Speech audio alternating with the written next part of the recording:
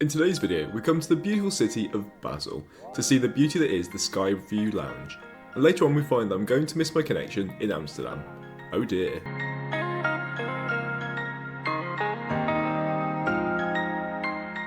Welcome back to Live Full and Travel. In today's video, chumming with KLM from Basel to Amsterdam and on to Birmingham. But the first flight is actually operated by German Airways, and originally there was a rumour that they'd gone out of business, but actually KLM is still leasing them as part of their partnership. So this could be interesting. Let's go. It's never been easier to get to the airport, with the bus departing from outside the main train station every 7 minutes, taking about 25 minutes. After staying in the wonderfully modern Novotel in Basel, I was given a coupon which entitled me to free transport in the local area of Basel, and also on the bus to the airport. Brilliant.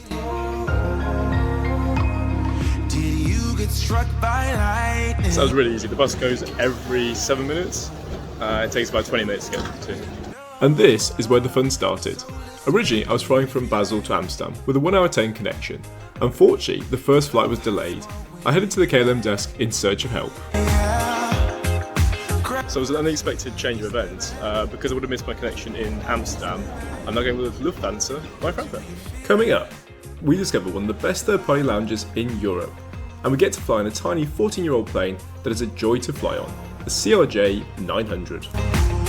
The only lounge here at Basel Airport is named the Skyview for good reason, and this is what makes it one of the best lounges to visit if you love your planes during the warmer months of the year. Open from 5 AM to 7:30 PM and 8:30 on weekdays, you can access the lounge using Priority Pass or Lounge Key, or just pay the £34. How cool is this? I mean, there's showers, there's a view upstairs, which we'll get to, but there's also a little koi pond. No fish though. Well, I'm not plugged in anyway. Yeah. And once you've taken the fact that these are real palm trees, head upstairs to the snack bar and what is a phenomenal amount of seating. Over at the snack bar, there's a pretty good selection for a third-party lounge. It isn't going to wow you, but there is something for everybody. Today's hot meal was white rice and a chicken curry, which was extremely tasty and good quality. I paired this with the slightly intense but extremely delicious apple juice, whilst enjoying these comfortable lounge chairs, which look out over the apron. And this brings me to the best aspect of the lounge. If you head over towards the windows, escaping through the double doors on a gloriously sunny day like today, you can sit at the table and chairs outside and enjoy the views of the planes taxiing, landing, taking off, and the smell of jet fuel, if that's your thing. Do you feel it? Don't mind if I do. Tuck into a glass of wine and watch the planes for the next 2 hours. Whilst enjoying the views and the wine, here's today's Lufthansa ECONOMY 900 flight, which has just landed from Frankfurt. And what a good time to look at today's journey. This is where I'm currently sunbathing and enjoying the views. Anyway, today's journey from Basel, Switzerland to Frankfurt will take approximately 1 hour and crossing a distance of a modest 174 miles. Love hurts more when you So sadly, that's my time in the lounge up. Let's go board the flight. I'm just going to walk over the bridge one last time before heading to the gate, which is only 3 minutes away. I don't have any loyalty to Lufthansa, so I'll be one of the last to board in Group 3. It's a little hard to find a good viewing point, but this CRJ 900 reminds me of a private jet. It's quite pleasing though, because we'll get to walk up those little steps into the plane in a bit. No jet bridge today.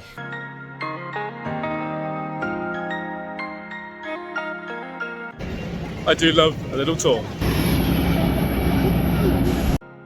Boarding was extremely pleasant, and that's probably because the plane was only half full at best, which is great news because it features a 2-2 configuration throughout. The business class has the same layout, but has 6 seats over 2 rows, divided by a tiny curtain. Considering I wasn't on the flight 2 hours ago, I've got a pretty sweet view from seat 6A. The tray table is reasonable, although slightly on the smaller side, with no slide function, and if my bag wasn't there, that's better. The legroom is pretty standard, and with a seat pitch of 31 inches and a width of 17.5, this is average for the short haul industry. All that's left to say is, this is my view, nice. did you get struck? There are LED reading lights and air nozzles, which is a beautiful thing, I didn't know.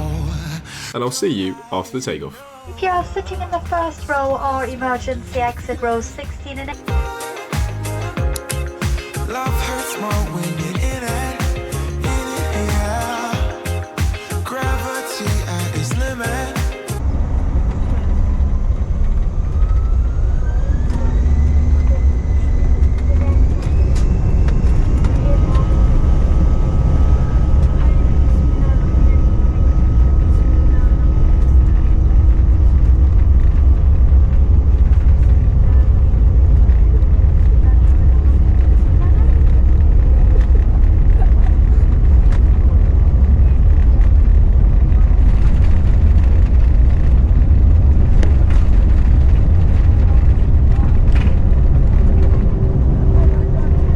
an older style plane, that takeoff was pretty quiet and very smooth.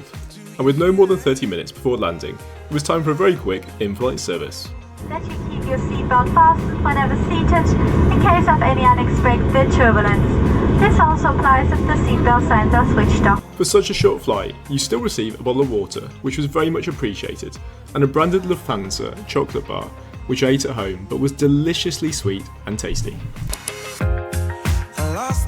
With not much time left, I just about managed to squeeze in time to visit the bathroom. If you can't tell from my face expression, much like the Embraer, this is not a place to host a party. It's barely large enough for me to stand in, and I'm only 5'9", which is average height. I did like the cute little flush handle though, and it was very clean. Then again, I'm not sure anyone actually used it. And with the call bell activated and me safely back in my seat, it was time to land into Frankfurt. You never get excited. Did you get struck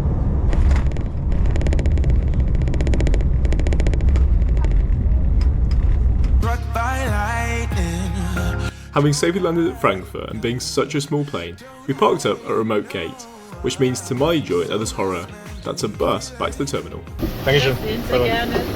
Frankfurt isn't my favourite airport. Unless you have status or you're travelling in business class, the only non-Lufthansa lounge is outside the terminal above the check-in desks.